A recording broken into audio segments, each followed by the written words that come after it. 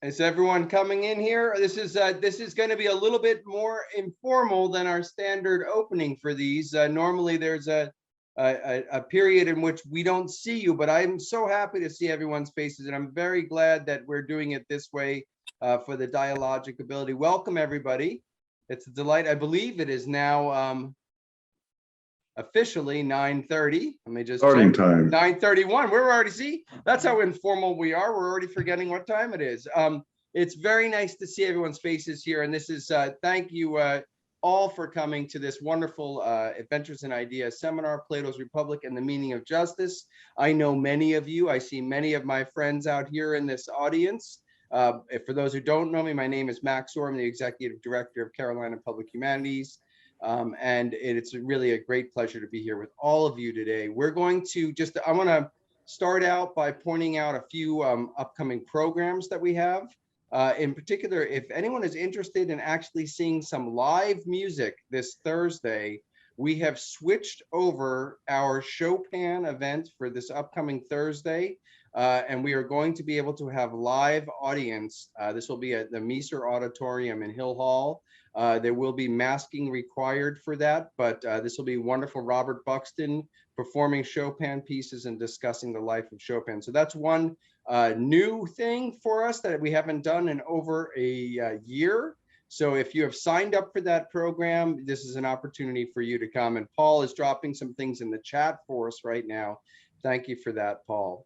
I also want to let folks know that, of course, if you are new to our program, don't know who Carolina Public Humanities is, who we are the public outreach arm for the College of Arts and Sciences at University of North Carolina at Chapel Hill. And it's our job to bring wonderful scholarship and scholars like Sayre-McCord up in the upper left of my screen up here to the public. We do that, of course, through these programs like this, these weekend seminars, which normally we're all gathered together live in a room and enjoying refreshments and et cetera, et cetera. We do it through these events. We have lecture programs, great books reading groups, cinema schools. So many of the things that all of you have enjoyed and appreciated.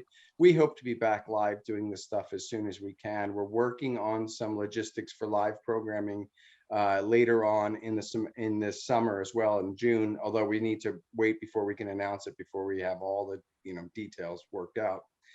So that's one area we do. I also want to just let you know we have an extensive K through 12 workshops through our subsidiary Carolina K-12. We're making sure that school teachers throughout the state can get access to the wonderful resources that the university has in terms of scholarship, faculty, and also cultivating humanistic dialogue and reflection throughout the community, making sure our K through 12 teachers are up to speed on that, and they are.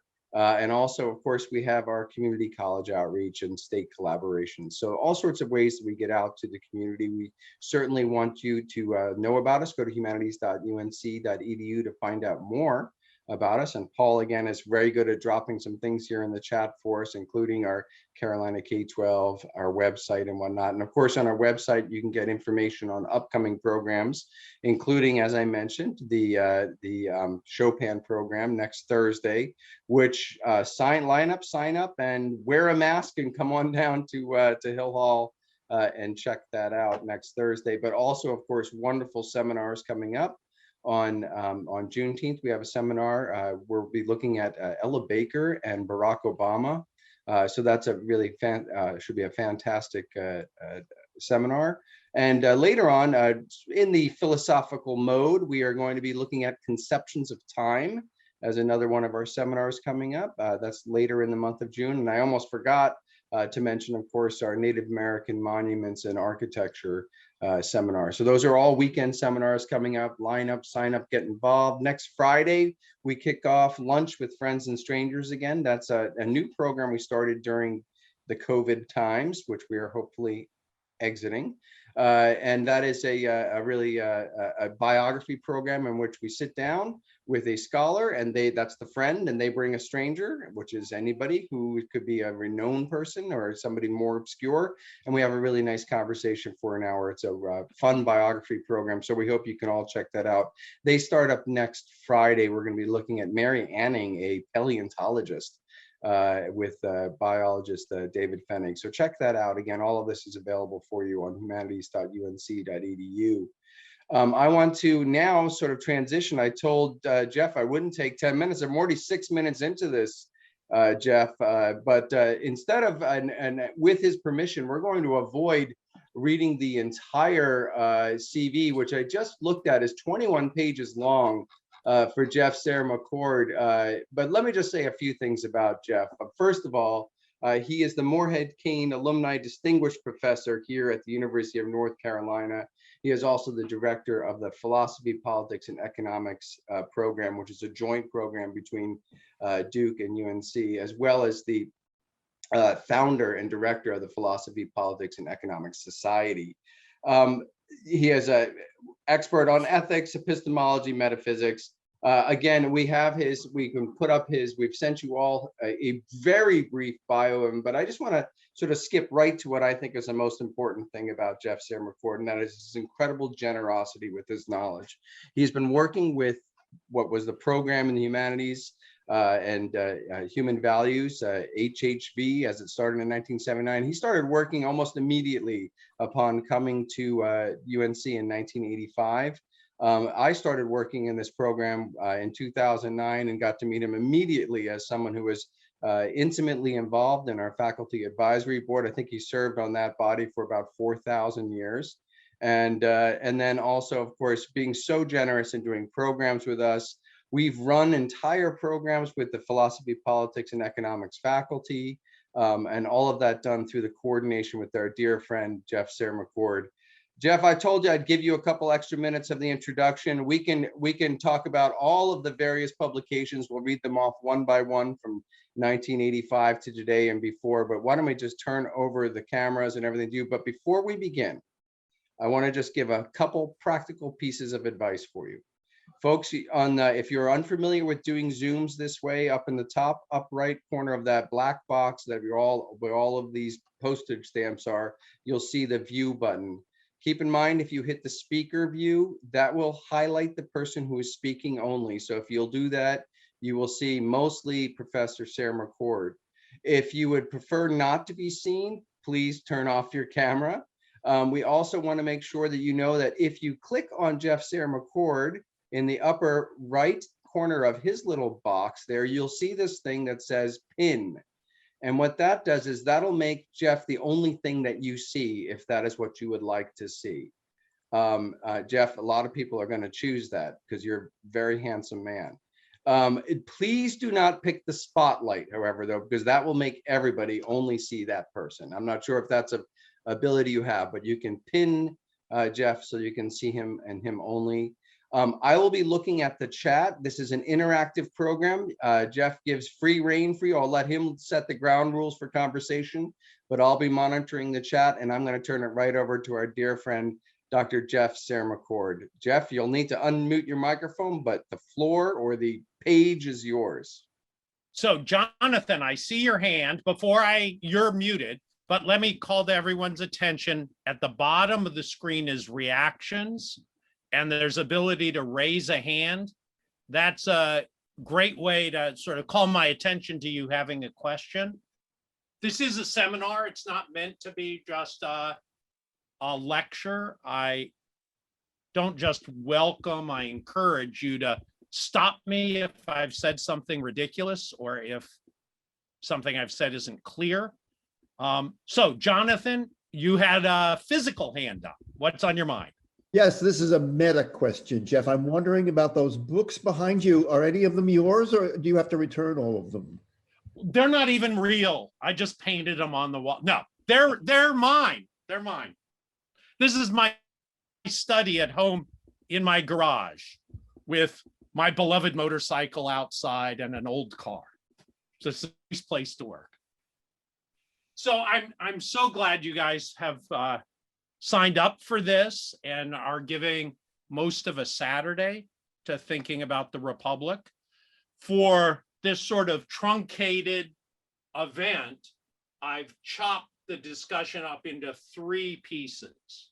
The first piece is my spending some time articulating the challenge that Glaucon and his brother Adeimantus pose for Socrates concerning the value of being a just person. The second chunk is trying to answer the question, what is it to be a just person? And he does this by trying to figure out first what's involved in a society being a just society. And I'll explain the strategy there a little bit and get to what he thinks he discovers, which can seem hugely disappointing until you probe it and you see it's full of insight. And then the third section that we'll end up with is Socrates' arguments. Once he thinks he's gotten the nature of justice properly nailed down, the third section is, what value does being a just person have for the person who's just? So those are the three pieces. So I'm just going to jump in right now to Glaucon's challenge. Before we get to the challenge, there's a very irritating book, book one, where Socrates and Thrasymachus discuss justice. And Thrasymachus's position is that justice is a tool of the powerful to control the weak and the dim-witted, that it's the opiate of the masses, that what gets counted as justice is shaped and manipulated by those in power. So to the question, should you be a just person? The answer is, well, there's nothing good about it for you in you being a just person, except maybe avoiding punishment by those in power. So Thrasymachus's view is like Marx's view of religion, which Marx called the opiate of the masses. Thrasymachus's position is morality and justice in particular is smoke and mirrors and just a con job. And in book one, Socrates asks him questions which end up leading him down paths that he's not happy getting to the end of. And finally, Thrasymachus, pissed off by this treatment, walks away. And it's as if, you might think, Socrates has won the day. The way book two starts is by Glaucon asking Socrates, do you want simply to have simply won the argument, or do you want to have convinced us of your position? In other words, is this just a rhetorician's game? Is this just about winning arguments, or is this about finding truth? So this is how book two starts. Do you want to seem to have persuaded us, Socrates, that it is better in every way to be just than unjust? Or do you want to really persuade us of this? And Socrates says, well, I really want to persuade you of it. And Glaucon says, well, you haven't done that yet. So far as I heard in book one, nobody gave a good argument for their position. Neither you, Socrates, nor Thrasymachus. Fundamental distinction, especially felt nowadays. How do you get a discussion going where you're trying to persuade each other, not just win? That's how this is set up. And book one is on purpose irritating. And that's a thing to notice. So here's how book two starts. Once Socrates said, I really want to convince you. So the question is it good for you to be a just person? Glaucon has raised this question because he's been told his whole life that he should be just. and he believes it. But what he's discovered is to the question, why should you be just? What's so good about being a just person? He finds himself at a loss. He just can't explain what's so good about it. So, once Socrates is on board for exploring the question seriously, what Glaucon does is he distinguishes ways in which things can be good. He offers a taxonomy of value. And what he does is he distinguishes among things that are good in themselves, not because of what they produce, not because of their consequences, from things that are good in themselves and good for their consequences, from things that are only good because of their consequences. The suggestion is this is an exhaustive taxonomy. Everything that's valuable falls into one of these three categories. And we could make the categories exclusive if we wanted to, by saying one category is the category of things that are good only in themselves, not because of their consequences. Second category is the things that are good only because of their consequences. They're not good in themselves. And the final category is the category of things that are good both in themselves and for their consequences. I'm going to do a little aside, which I quite like, about the value of the word only. Consider these three words and think back to high school. Here are three words. I like you. Now, I'm going to add only in here. Consider this. Remember high school. I only like you. Don't know whether it's really depressing when you're interested in someone and they say, I only like you. Take the only, put it somewhere else. I like only you. That's magnificent. Move it somewhere else. Only I like you. Nobody else does. That's a bummer. I point this out because what only does when I put it into the three categories is it works to define its limits. And that let me set it up so things that are good only in themselves are not good in any other way. And things that are good only because of their consequences are not good in any other way. And that leaves the third category, the things of things that are good in both ways. The other thing I just want to flag is something can be good, say in itself, and very bad because of its consequences. Or it could be good because of its consequences and very bad in itself. Or it could be good to some degree because of its consequences, but also bad to some degree because of its consequences. So we get a taxonomy of badness that mirrors the taxonomy of goodness.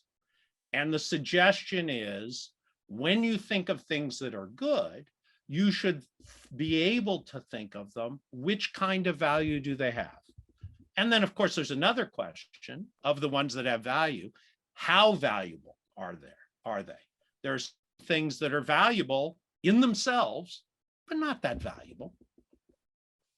A fleeting pleasure. And there are some things that are good only because of their consequences, but hugely valuable because they have as consequences really valuable things or experiences. So the question is being a just person good? And if it's good at all, which of these three categories does it fall into? Socrates' answer is it falls into the second category as he lays it out in the book. A thing that is good in itself and for its consequences. And Glaucon reports that this is not what a lot of people believe, including Thrasymachus. Just argued the only value in you being just is that it may keep you out of prison, keep you from being punished, keep you from being ostracized. There's nothing good about it except for its consequences. And when you can avoid being punished without being just, there's no reason to be just. That's what Thrasymachus is arguing. Yes, Max, you're muted. Jeff, you had allowed me to intervene, and I Please. just wanted to point out, Paul Connick is wondering, is it fair to compare Thrasymachus to Foucault and other postmodernists? There's no such thing as truth, objectivity, or the university of certain values. It's all about power and conflicting narratives. Do you see Thrasymachus in some current popular studies with his approach to this deontology teleological issue? A very good question. I wouldn't have used the words deontology and teleology here yet. But I think the point is Foucault and postmodernists are in the tradition of the rhetoricians of ancient Greek. And the rhetoricians of ancient Greek were focused on using words to get people to do what you want them to do. And what would make that make sense is if you didn't think there was anything else for those words to do, like get things right or capture the truth. And it also makes sense if you think it doesn't matter what you do with them. The important thing is to have the tool people to do what you want. So the theme that morality, truth are tools in the hands of the powerful, that view, which is a contemporary view still, has its roots definitely in Thrasymachus. Jonathan, I see your hand up. Yeah, thanks. You likened Thrasymachus to Marx and Opiate of the People, but I'm wondering if his view is similar to Job's, right? Where Job spends the entire book trying to get God into court to argue his case. He knows he's innocent. And God says in the end, I don't have to go to court. I'm in charge. I created the universe. I own the universe. And I don't have to answer to anybody. That he's Mr. Powerful. He or she or God is Mr. Powerful. And that's, so I'm wondering if Job and Thrasymachus reflect a kind of common view of that classical period of what we call classical Greek literature. So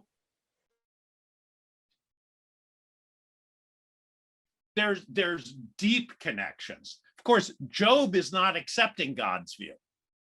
Job is not. He does. In the end, he does. That's why he's rewarded. Well, in the end, yes. But up until then, I suspect you're very familiar with this puzzle that is due to Socrates.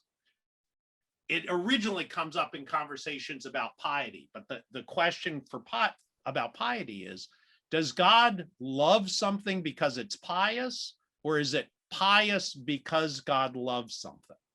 And that unfolded in Socrates' work to have to do with goodness, virtue, ethics as well. Is something just or morally right? And that's why God commands it? Or is it because God commands it that it's just and morally right? If you think the first view, then God is answerable to something, but it's the thing in light of which you could think of God. God is good. If you think, no, it's good because God commands it or wills it, then there's no standard for God's will. but also God's not willing things because they're good. He's not good. He's making things good, whatever he wills.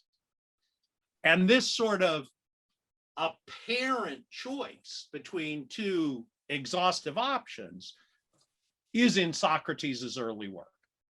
And I think very much Thrasymachus's view about ethics is the view it's, quote, pious because the powerful will it. And if God's the ultimately powerful person, then it's pious because God does. We can, if we had more time, this would be really worth digging into. There's another thing that would be really worth digging into that I am just going to put on the table, which is with the taxonomy in mind, I strongly encourage you to think of some things that you value, things that you see as blessings in your life, things you wish for your family or your kids or your grandkids or your future, and ask yourself, what's good about these things? What kind of value do they have? Are they good for their own sake? Are they good for their consequences? If they're good for their consequences, what are the consequences that having of which makes them good? And what's good about those consequences? If it's good in itself, what's good about it? The idea is you don't really understand your own values till you can start to think through these questions. You don't even understand what's so good about being just till you start to think about, well, which category does it belong in? As I said, this is actually fun to explore. And I'm happy to come back to it, either if we have time at the end of this session or in the breaks. I'm not seeing any other hands right now, so I'm going to move to the next step. Socrates has declared his conviction: justice is valuable both in itself, in ways that don't depend on its consequences, and it's good for its consequences. And Glaucon has pointed out that a lot of people seem to think the only thing good about justice is its consequences. And he proposes to offer an argument on behalf of Thrasymachus's view, or at least on behalf of the view that justice is valuable at most for its consequences. He's very clear. It's not that I believe the conclusion, but I've never heard a good argument for the opposite conclusion. So let me try to give you the best argument I can for the conclusion I don't believe. And he does this in 3 steps. The first thing he does is he gives an account of the nature of justice. The second thing he does is give you reason to think that many people, maybe most people, perhaps even all people, are just only, as he puts it, unwillingly. They're just solely to avoid bad consequences or get good consequences. And then the third step is an argument that they're right to do it, right to think this way. That's what he sets up as his challenge. Then his brother comes in and gives further evidence for the conclusion, and then considers 2 arguments against the conclusion that he thinks don't work. So let me walk through this. Again, stop me if you have questions. First step is an account of the nature and origin of justice. This is, I should mention, incredibly influential, this particular account of justice. According to this account, absent the rules of justice, we'd all do worse. Here's why. The very best way to live is to be a god among men and women. Very best way to live is to be an Ubermensch.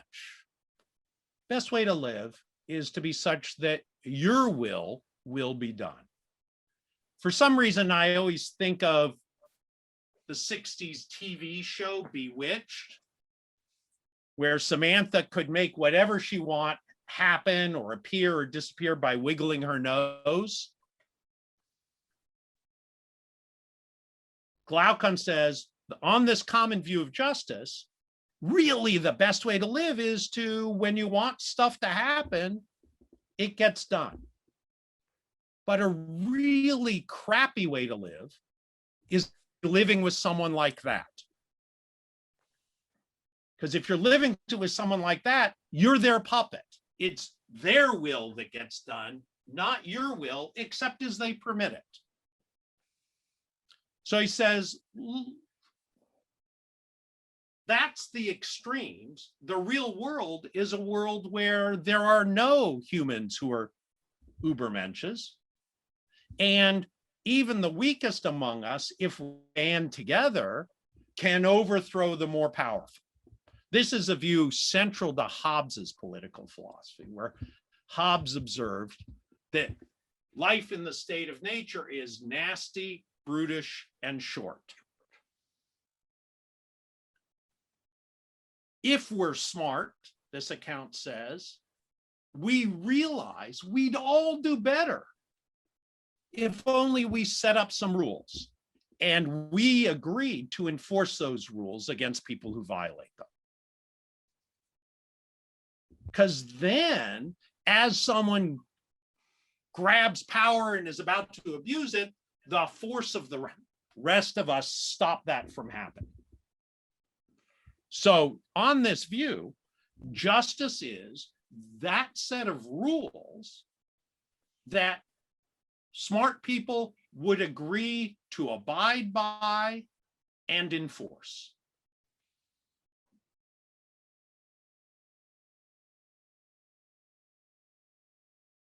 If this is the right view of justice, notice that when it comes to the question, why should I do the just thing? Why should I be a just person?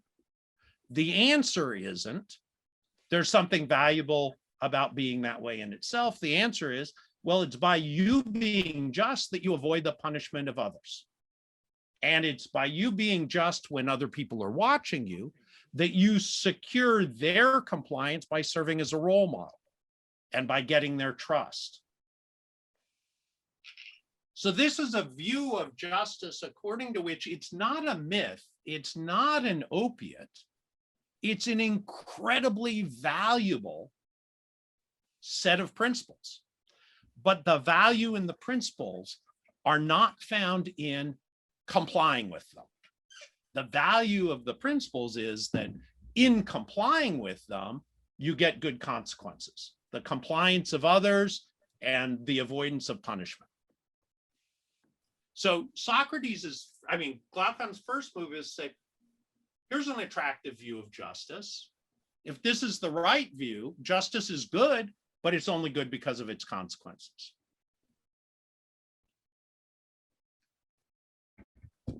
Second step. This step, as I said, is to argue that a lot of people, well, some people, a lot of people, maybe everyone, at least secretly believes this. And the way his argument goes here, this is a psychological claim. It's a claim about what each of us believes and the people who we know. And he doesn't really offer empirically sound evidence for this at all. But he sets up a thought experiment that you could then try to gather some evidence concerning. Here's how the thought experiment goes. Suppose pick somebody you know. Suppose that person had a ring of Gyges. That's a ring that at will makes them invisible. So they can do whatever they want without suffering repercussions. How many people do you think would resist the temptation to take money or to drive someone else's car, or as in the story, to seduce the queen? How many people, if they were guaranteed no negative repercussions, would abide by what they take to be the standards of justice? Glaucon's claim is very few people. Now, the way this is all set up is, it's true of Glaucon that he wouldn't do it. But all of a sudden he's realized, I don't know why I shouldn't. What's so good about maintaining my justice if nobody's going to see me do it? Nobody's going to punish me. I'm not going to be an example to other people who will break down the rules that benefit me by getting other people to comply with them. So he thinks, if you look at the private behavior of people, if you look at the behavior of people when they are not going to suffer any repercussions for what they do, you'll find that a lot of people would willingly do unjust things. So that's the second stage. Then the third stage, William, do you have a question? Your hand's up. Is that just? No, sir, I don't. Okay. Everybody's welcome to them at any time. I don't want to go too fast, but I also don't want to waste the time we have.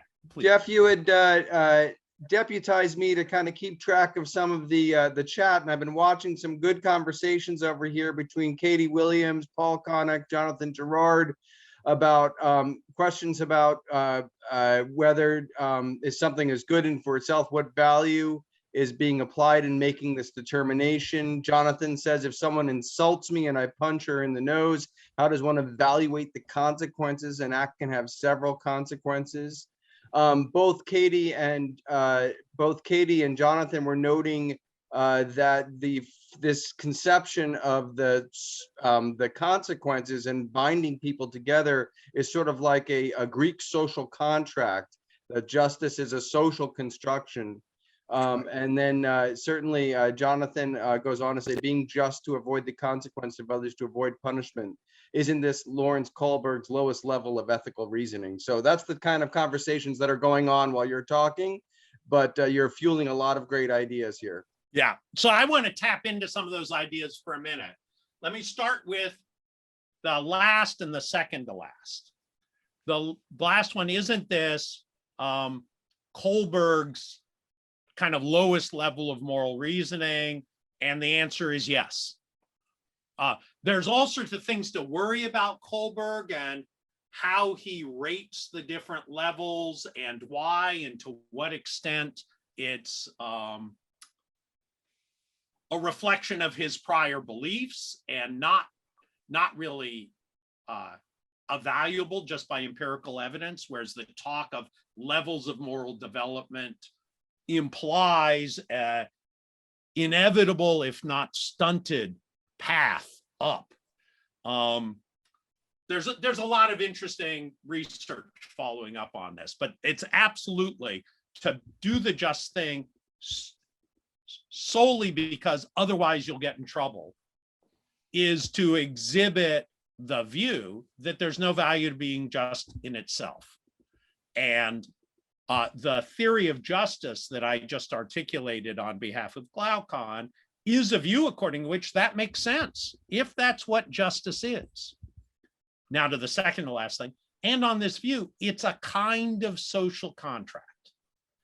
Now, interestingly, in the history of social contract theories, this is the first still extant articulation of social contract theory. If you look at Hobbes or Locke or Hume or Jefferson, they all trace back to this. And on a lot of these views, it's actually making a contract. It's actually people socially agreeing that creates the rules. In that view, it's an actual social contract.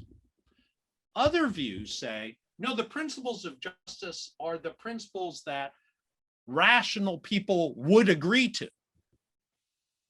Now, not everybody's rational. And so not everybody does agree to them. And the standing of these principles as the principles of justice doesn't depend on people actually consenting to them. So there's a social contract theory that doesn't treat the principles as social constructions, actual social constructions. Now let me move back further to the earlier points that are really important. The taxonomy of value that divides the value of things into their being valuable because of their consequences or value because of what they're like considered themselves. That theory is silent on the measure, that taxonomy, on the measure of value. You all have views about what makes things valuable. Is it love? Is it faith? Is it pleasure? Is it respect? Is it accomplishment? Is it nicely, the taxonomy says you bring your values to the game and ask of the things that you value, which kind of value do they have and why? And when pressed, when I say, okay, so you think it's good because of its consequences, which of the consequences are the good ones and what's good about them? And as someone pointed out, of course, in the real world, almost everything has consequences, and almost everything that has good consequences also has some bad consequences. So right now, Socrates has not taken a stand on what the measure of value is. Neither is Glaucon. They've just said, whatever the standard is you currently embrace, as you apply it to things, think of how the value of those things depends on their consequences as opposed to depending on them in themselves. Now, let me go to the punching in the face. There's a common view about punishment, two very common views. The only reason we should punish people is to reduce future crime. This is a view according to which what justifies punishing a criminal is that in punishing them, we'll reduce recidivism, we'll create a stronger incentive for other people not to act the way they did. The goodness of punishment is found in its consequences. Here's another view, and I'm putting these in the extreme. Another view is, no, when punishment is good, it's good because it's deserved. The retributivist view thinks that in committing an offense, what would be good would be for you to be punished. And that would be good even if it doesn't keep you from doing it again, and even if nobody else finds out. Now, that's an extreme view. Most people combine it. So if you think the consequences matter, most people say, but we should restrict who we punish to the guilty. It would be wrong to punish an innocent person just to reduce crime. And the people who are retributivists often think, well, you should punish the guilty, but in punishing the guilty, we get good benefits too. So let's go to the punching in the face. Who punched somebody in the face? Who was proposing doing that? This is, I don't want to, who punched somebody in the face? That's the example you gave, right? It was, yes, I think it was this, I'm going through the chat here. Go ahead and turn on your microphone if you put that in there. I'm trying to find Jonathan Gerald. Jonathan Gerald. There you go. Okay. Snitch. So there's different ways a person might end up punching another person in the face. You might do it just out of anger. You might do it to stop that person from attacking somebody that you care about, in which case you're doing it to secure certain consequences. You might do it because you think the person deserves it. So you might think of punching someone in the face. Under some circumstances, that's good in itself. Or you might think it's never good in itself, but sometimes punching somebody in the face has good consequences. Those are My competing point was views. that it has good consequences for me. I get revenge for the insult, but negative consequences for the person I punch. So how do you judge consequences? They can conflict. So that's what I meant to gesture with, just gesture, when I said, look, the taxonomy of value is complemented by a taxonomy of value, of badness, and any particular real action probably has a lot of good consequences and a lot of bad consequences. And some of the good consequences are really good and some are trivial, and some of the bad consequences might be really bad. So then the view is we've got to weigh the value of the consequences against each other. It's basically a cost-benefit analysis, but what we're using to measure cost and benefit isn't money, it's value. And then if you say, what value? I say, he's let you wheel in your own view. That's the idea. Yeah, Max. Just going back to a chat here, I know early on, Katie Williams had mentioned Pascal's wager.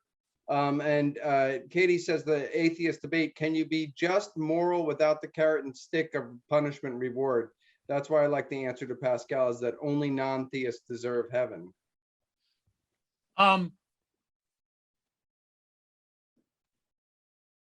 So I'm thinking not everyone knows Pascal's wager. The gist of Pascal's wager, it's an argument for being religious, not seeming religious, but being religious. And the argument is, hey, look, there are two options. Either there's a God or there isn't a God. If there is a God and you're religious, huge rewards, infinite rewards. If there isn't a God and you're religious, a whole lot of religious life is already good, even if there's not a God. And it's not that hard. It's not that expensive. Whereas if you don't believe in God and there is a God, eternal damnation. Right. And what are the benefits of, if there is a God, of not believing in God? Yeah, maybe a few, but not that many. Right. I learned about this in college, I think, and my wife wrote a paper on Pascal's wager, and the title of her paper was Pascal's Wager, is it Christian to gamble? And then she worried about believing in God for these kinds of reasons. Now, Pascal is very subtle. He says, of course, you don't believe it just when you recognize it would be really good for you to believe it. So he has tutorials on how to get yourself genuinely to believe. But my wife was very suspicious about this path into faith. But so the analogy here is, well, let me put it to you differently, connect it more directly. Suppose the only reason you're a just person is because you want to get into heaven. And you believe if you're not just, you'll go to hell.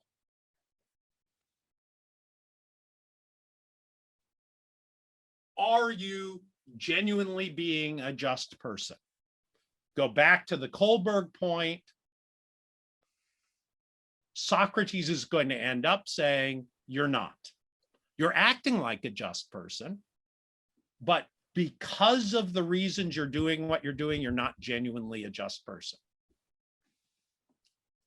A good God wouldn't reward you for just acting like a good person if it's good for you to be a good person. So if you think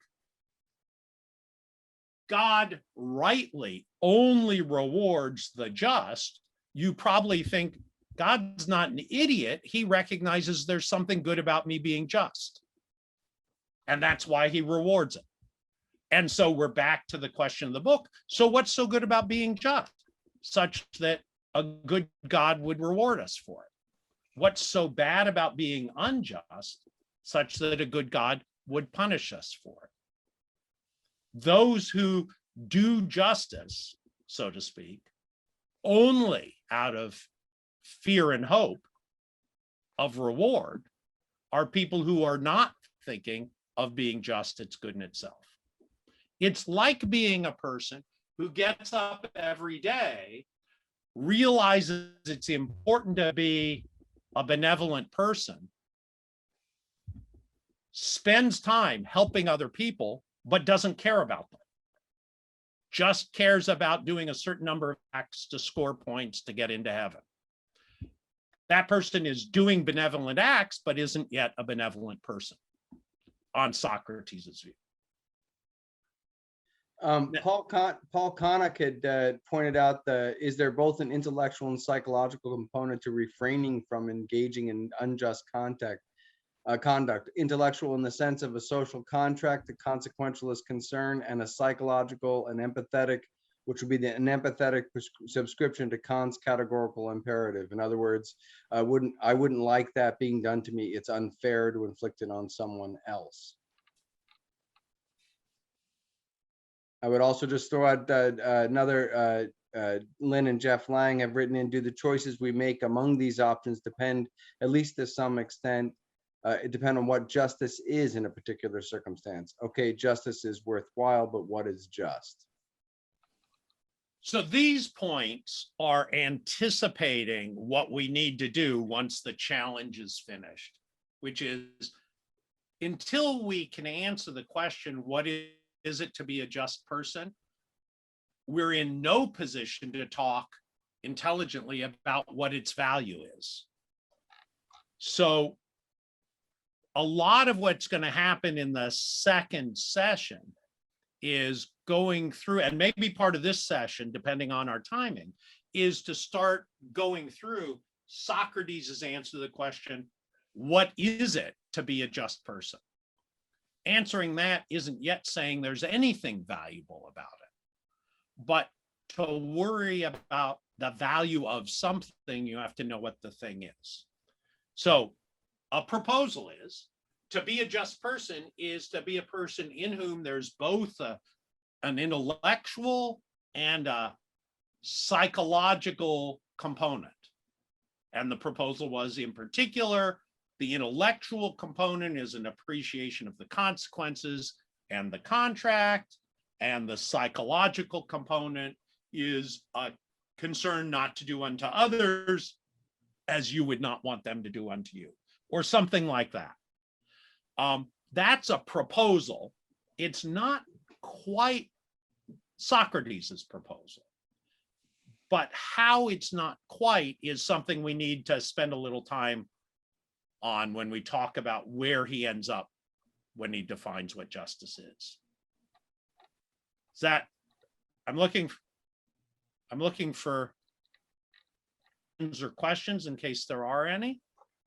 Again, we have a lot of things coming in on the chat here. I would also recommend to you, Jeff, when they're in our breaks, just to look at this wonderful conversation that's going on in chat, because people are responding to each other as well.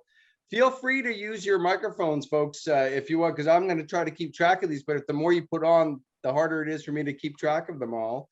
We have Paul asking, can we go back to what makes something good in and of itself? We have, from an axiological viewpoint, how do we know what is good in itself? I thought I saw an interesting conversation between Katie Williams and Abby about a lot of this sounds a little bit like Luther's justification by works or justification by faith. So really interesting conversations going on here. But again, I give those to you, and also suggest, Jeff, that you read this chat in the break. Yeah, and I'm looking at it a bit right now too.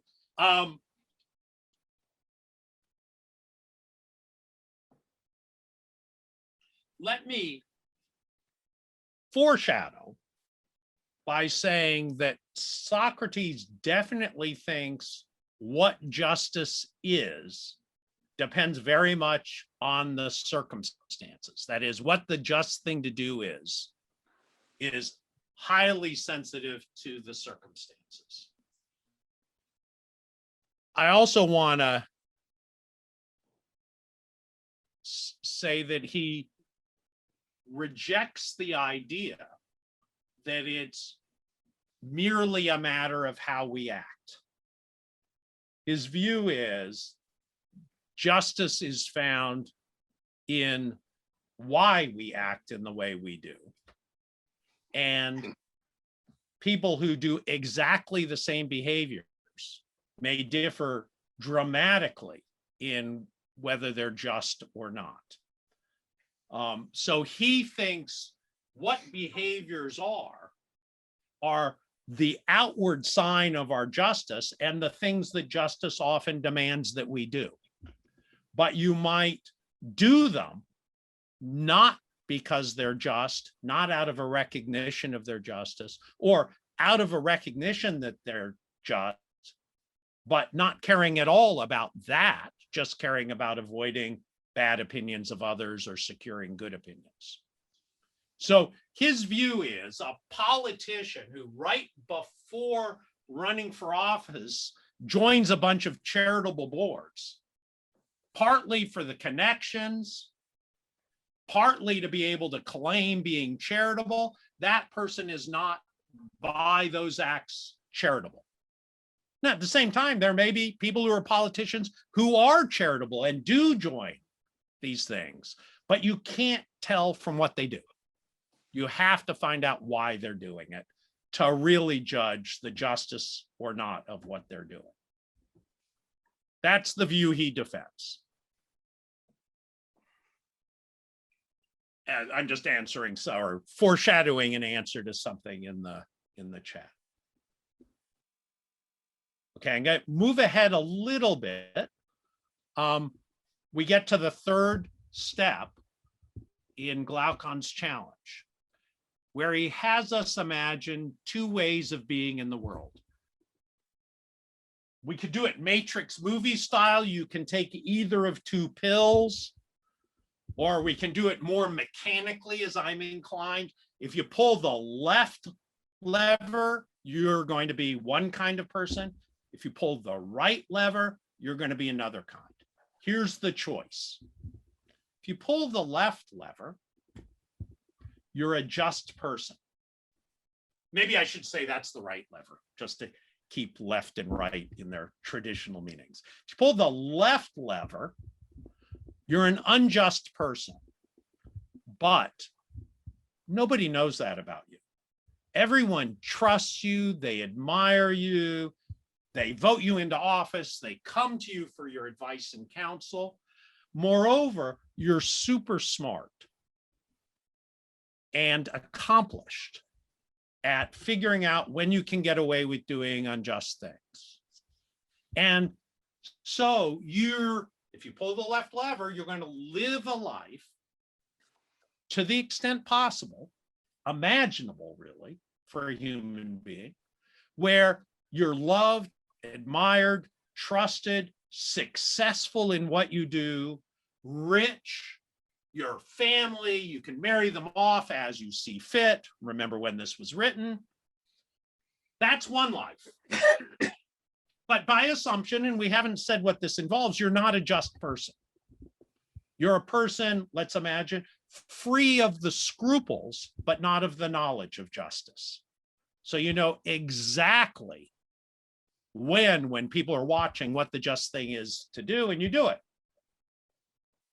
But when you see a real opportunity to benefit, to get really good consequences by being unjust without suffering exorbitant consequences, you do it. That's one life you could live. Here's the other life. You are a just person, but you're hated, reviled, untrusted, condemned, tortured, and die. You're a just person, all right, but you don't get any of the usual benefits of being a just person. That's your choice. What Glaucon says is, isn't clearly the right choice if all the good consequences come from the left lever and you suffer none of the bad consequences, all you lose is your justice? Pull the left lever. Socrates, for those who don't know, in fact, in his life, pulled the right lever. Yes. He was condemned to death for corrupting the youth, for questioning authority, for fomenting doubt. In his prison cell, his powerful friends figured out a way for him to escape and live the rest of his life. He judged that that would be unjust. And so he took the poison that he was condemned to take and died. He, in fact, pulled the right lever.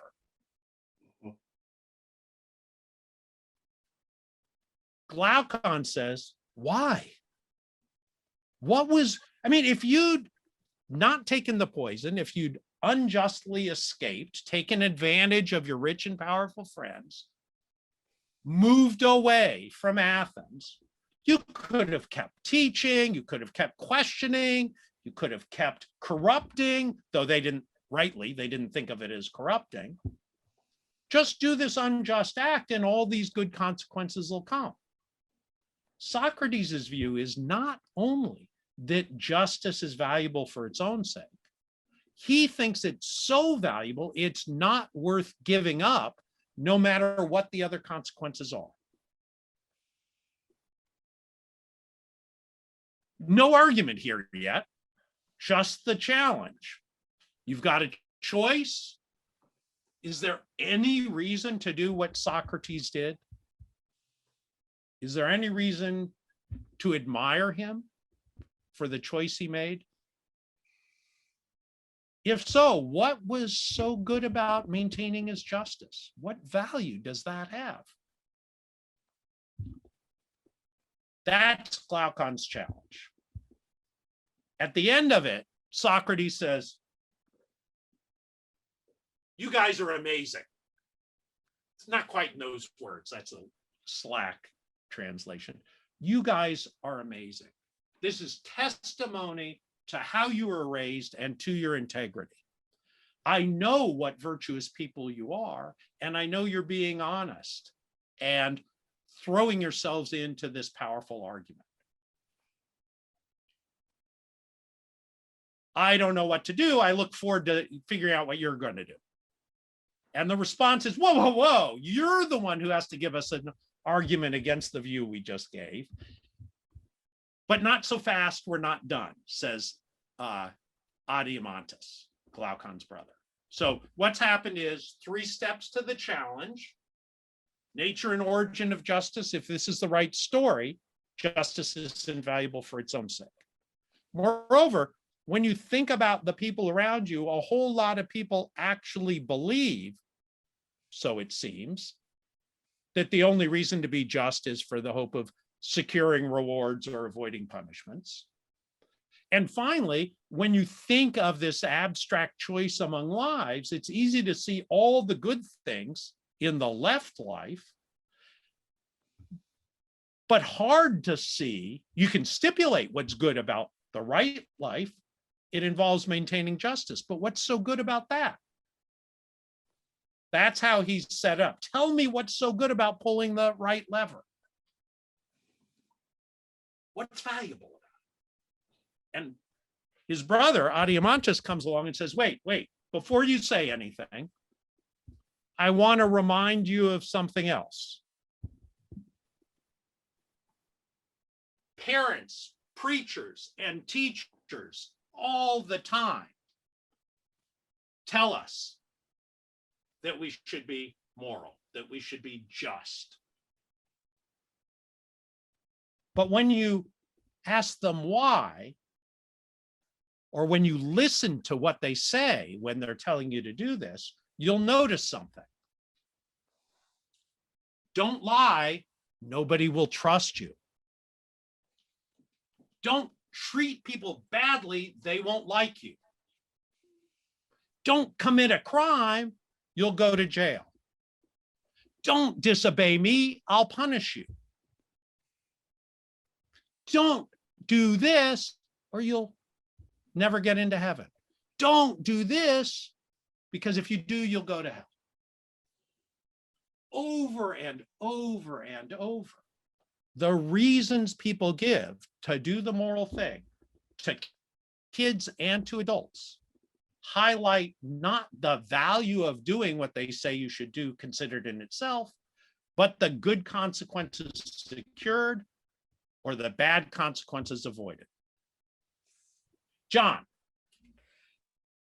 Is not, though, the whole premise. I mean, I think we look back over 2,000 years of history and realize that Socrates was very unjustly condemned for things. I mean, maybe in that society it was great, if you want to say whatever the equivalent of the Sanhedrin or the Politburo voted for to condemn him, that's absolutely correct. But if the premise is untrue, then it would be unjust for him not to try to escape.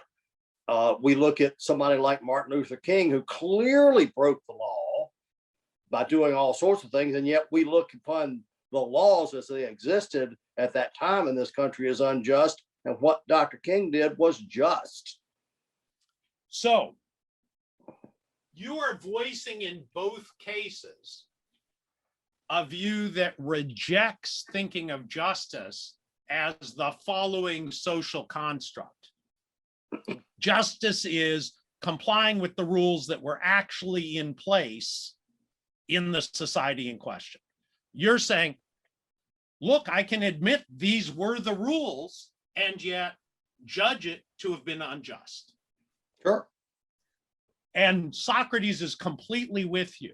The reason he thought he had a duty not to escape was not because he thought the decision was just. It's because he thought he had, in effect, actually made an agreement by taking the benefits of society to comply with its rules. And he thought it was unjust to violate the rules you'd agreed to comply with. And you could think, I agreed to comply with the rules. It's not because I think all the rules are just, but in having actually taken these benefits, I've made an agreement that it would be unjust for me to break. So the injustice he found was, I mean, what he thought justice demanded was demanded of him, even though he thought the rules were wrong and unjust. So, and it's interesting, Martin Luther King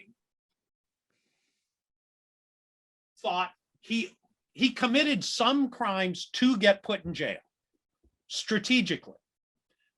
But he also thought, given what he did and given what the rules were, he was rightly convicted of those crimes. And so he committed them to get unobjectionably convicted by a law that, on seeing he was being convicted, people would recognize the law was unjust. So there's this space to think, sometimes I have a duty to do the things that I'm required to do, even though I morally object to the requirement. Now, other times, and you voice this, and I think this is often the right view, but not always, when a law is unjust, you have a duty to break it, to fight it, to do what you can to overthrow it. And those are different things. Breaking it, fighting it, doing what you can to overthrow it. And what Socrates' point is, maybe I should do what I can to overthrow it, and I should do what I can to fight it. That's what I did in court. But that doesn't mean it's okay for me to violate it. Or now he actually thinks it was fine for him to violate the laws. It's just not fine for him to violate the conviction. Right. Okay, so what Adeimantus does is he points out the extraordinary extent to which the actual arguments we hear for being a just person, an honest person, a person who keeps her word, over and over, what people actually say is, by being this way, you get these good consequences or you avoid these bad consequences. And Adeimantus says, what's a smart person gonna infer from this? It's as if I have people over for dinner and I say, how'd you like this fish stew, Spanish fish stew? And they say, God, these are beautiful bowls. Did you get these bowls in Spain? And I say, yeah, because I had this soup in Spain and I loved it. So I bought these bowls. So what did you think of the soup? And they say, and these spoons, they're magnificent spoons. And I say, yeah, I got them in Spain. And by the way, these tablecloth and the placemats on the table, what? You begin to think, oh, they've got nothing good to say about the soup itself. They're pointing to other things about which they can say good things. I take the hint. I reject them as good judges of food and I never invite them over again. Eurocentrism. I just saw this recipe in a magazine I get for easy fish stew. So it's on my mind. But we all do this. We're aware that what people, when they deflect and they say things not about what you asked them about, you begin to say, oh, they don't feel in a position to really speak about what I asked them about. And if the question is, why should I act this way? And the answer never is, this is a good way for you to be considered in itself. They always are pointing to consequences. Smart person will say, oh, it's the consequences that matter. And if there are no bad consequences from being unjust this time, if I can cheat and nobody will catch me, if I can lie and I'll not lose anybody's trust, no reason not to do it. Max. Yeah, this reminds me of something going on here in the chat. Malcolm Schubeck had talked about the discussion is about whether and why you should be just. Before that, you have to include whether you are defined by your intent or your conduct. And then, of course, Lloyd Kramer chimes in, can we ever truly know a person's motives? To take an existential point of view, you are what you do. If you say you believe in justice but constantly commit unjust acts, you are an unjust person. If you never make a claim to do justice but help people constantly in just ways, you are a just person. You are what you do. Okay, there's a bunch of good things in there. Here's a first thing, just to concede. We can never know for sure not only why somebody else acts the way they do, but why we do. Kant makes a lot of this rightly. There's always the possibility of a hidden self that we're unaware of, we're ignoring, we're locking behind a curtain. Interestingly, in the Republic, in part of the later discussion,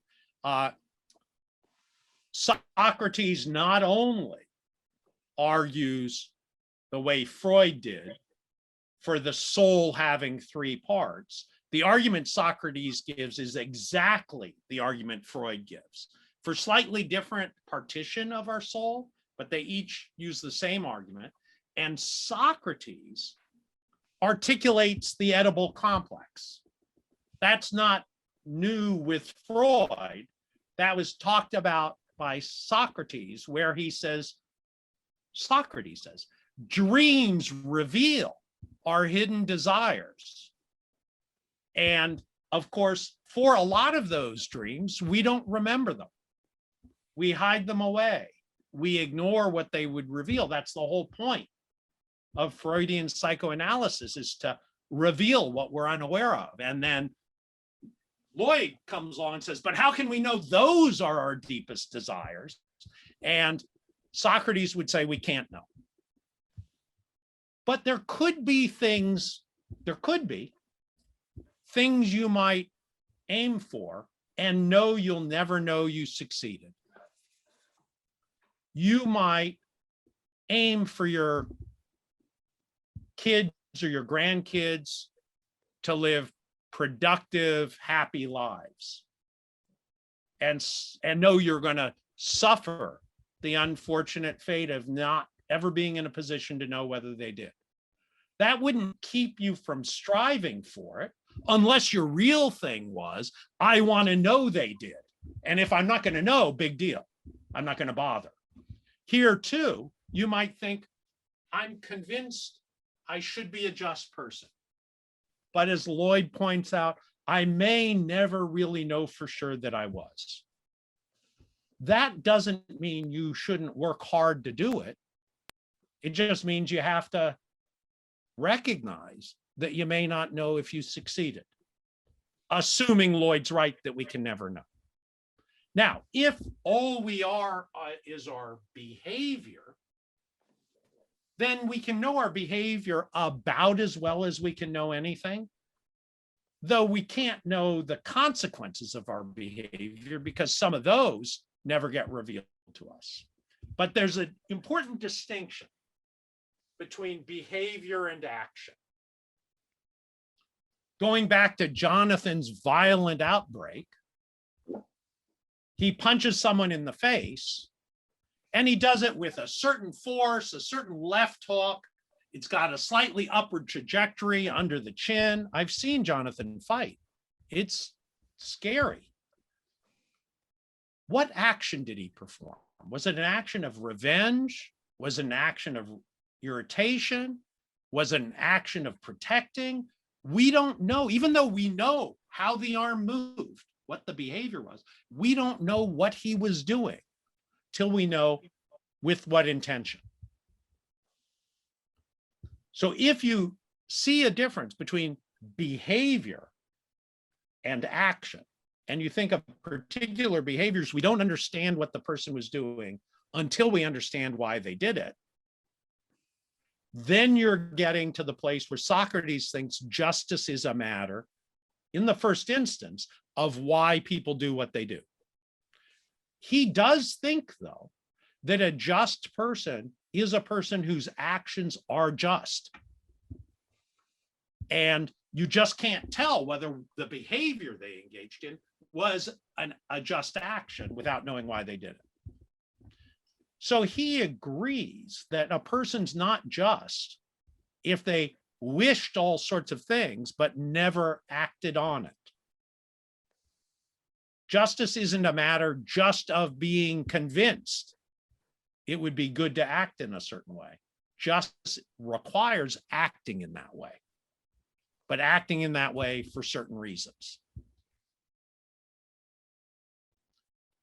Okay. Yes, Susanna.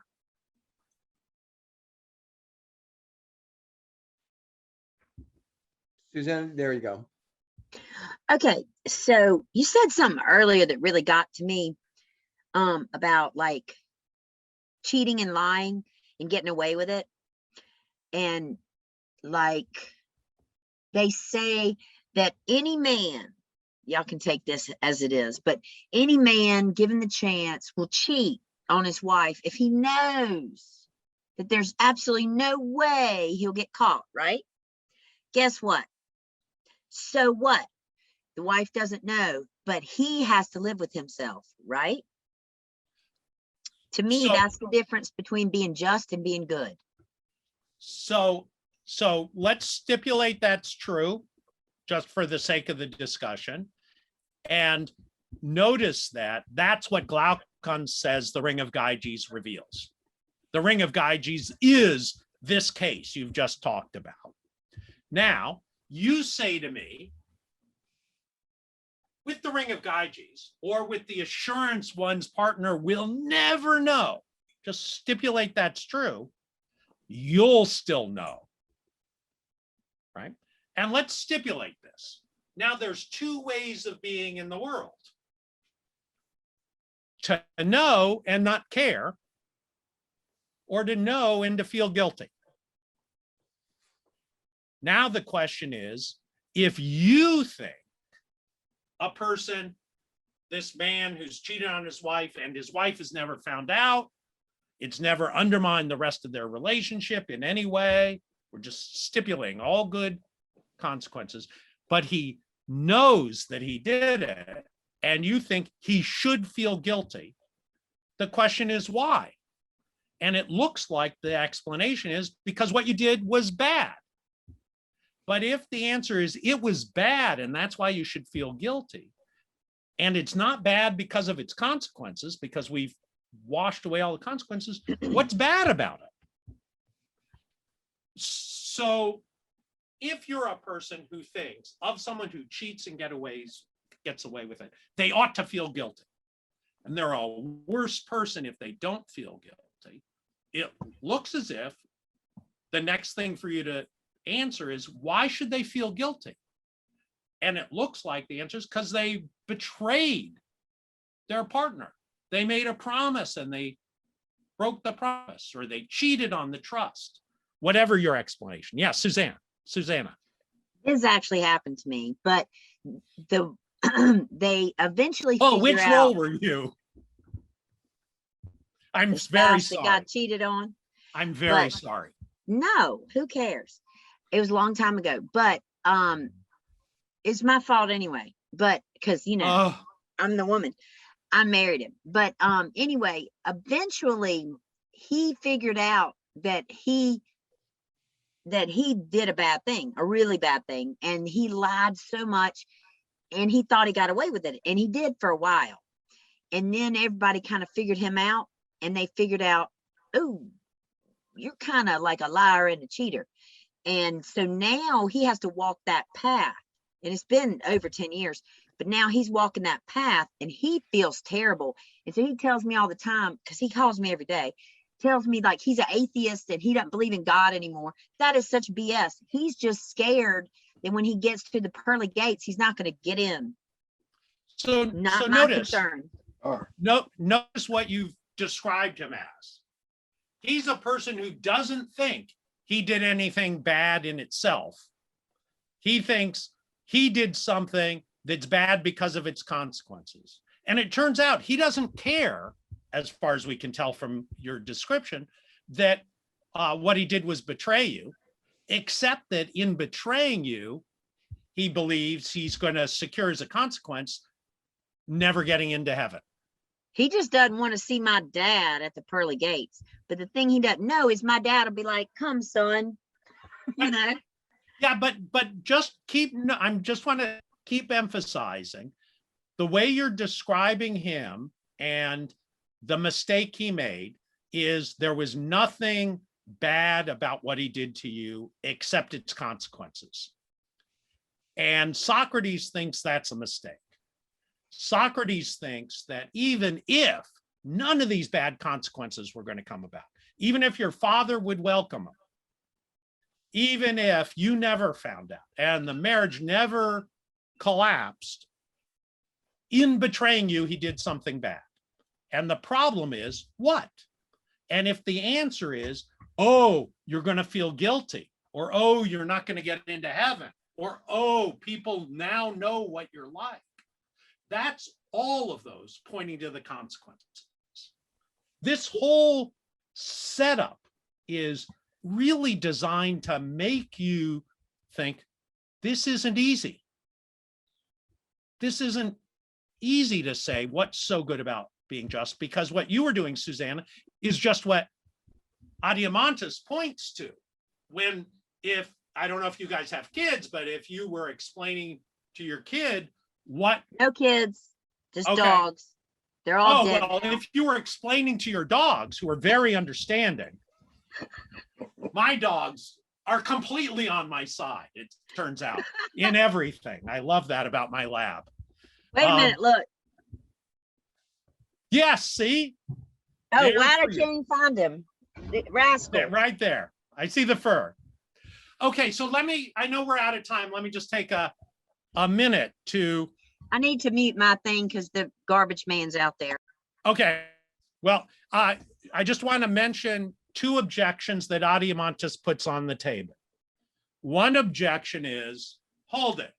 Adeimantus and Glaucon, you guys are arguing that there's nothing bad about being unjust except the consequences you might suffer. Here's an objection. Successfully being unjust, getting away with pulling the left lever, that's a hell of a lot of work. It's just easier to be a just person. And you've heard people say this in effect. They say, I don't lie because it's just too hard to keep track of lies. Much easier just to be an honest person.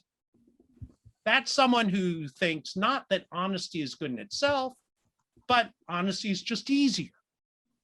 Yeah, Jonathan. Just to complexify this even more, Susanna and Jeff, what if, Max, am I okay?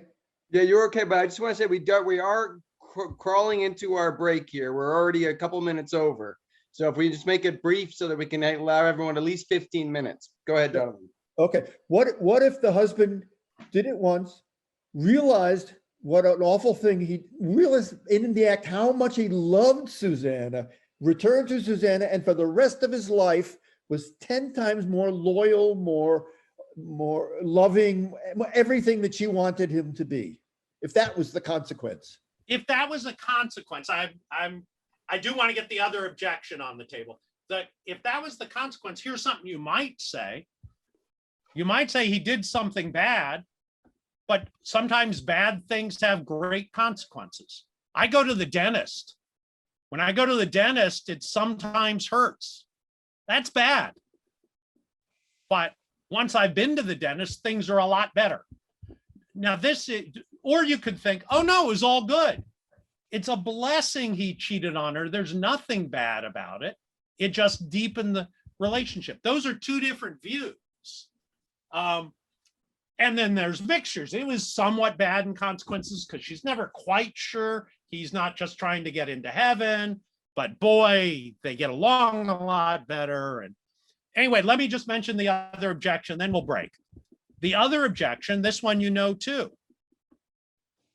You may be able to fool all of the people all of the time if you pull the left lever, but you're not going to fool God. So here's why you should choose the right lever. You should choose the right lever because the gods will detect your treachery and punish you. So those are the two objections he considers. We're going to break now. And we come back at what time, Max? We come back at 11:15. Let's put our hands together for Okay. session one. Thank you, Jeff. And Jeff, I encourage you to go and check out the chat. I cannot get to all of the wonderful things that have been added in there. So in the break, if you'd like to look that over while or do whatever you will, folks, we'll see you back here at 11:15, and we're gonna get into the consequences, the means, the ends, all of it. Thank you, Jeff. We'll talk to everyone soon.